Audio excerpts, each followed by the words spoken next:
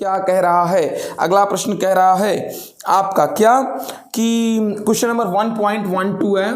It is saying that दो विद्युत रोधी आवेशित तांबों के गोलों ए बी के बीच की दूरी 50 कितना है बेटा सेंटीमीटर है। ठीक है, मुझे भी नहीं पता कितनी दूरी है, वहाँ बी 50 सेंटीमीटर है बेटा। This is 50 centimetre set by your question.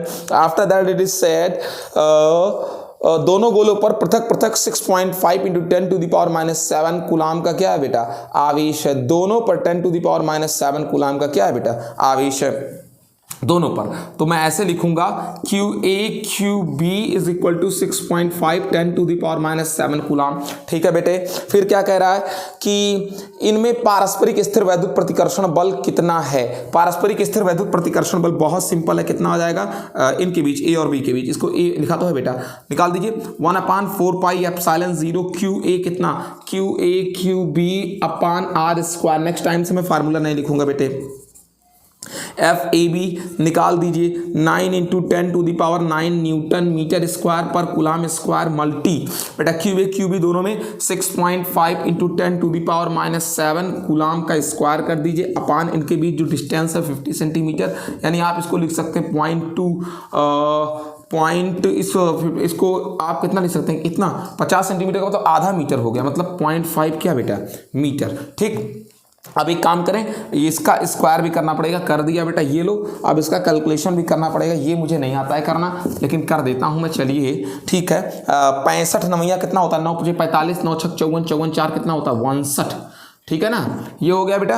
अब ये देखिए 59.5 10 टू द पावर 9 -7 का square -14 plus 9 10 to the power कितना हो जाएगा -5 हो जाएगा। और यहाँ देख लें नीचे 0.5 का स्क्वायर कितना हो जाएगा 0.25 हो जाएगा बेटा। ठीक है, उसके बाद मल्टी आप देखें मीटर स्क्वायर से मीटर स्क्वायर, कूलाम स्क्वायर से कूलाम स्क्वायर, सिर्फ और सिर्फ केवल क्या बचेगा न्यूटन बचेगा।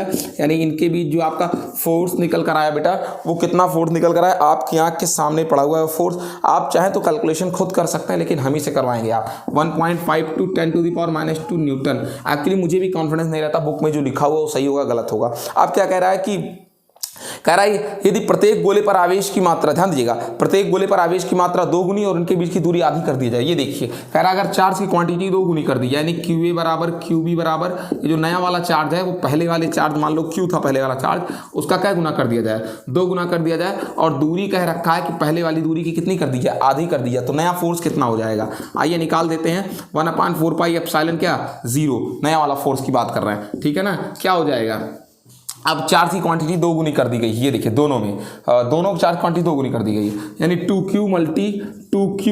ठीक है ना, एंड अपान डिस्टेंस आधा कर दिया गया r/2 का स्क्वायर आप देख लें 1/4 पाई का एप्सिलॉन 0 बेटा ये हो जाएगा 4q मल्टी ये ऊपर हो जाएगा 2 का स्क्वायर 4 हो जाएगा अपान r का स्क्वायर हो जाएगा, यानी आप बाहर निकाल लें 16 1/4 pi epsilon 0 q square upon क्या बेटा r स्क्वायर। ठीक है, अगर आप ध्यान दें तो आप देख लीजिए क्या हो गया कि पहले वाले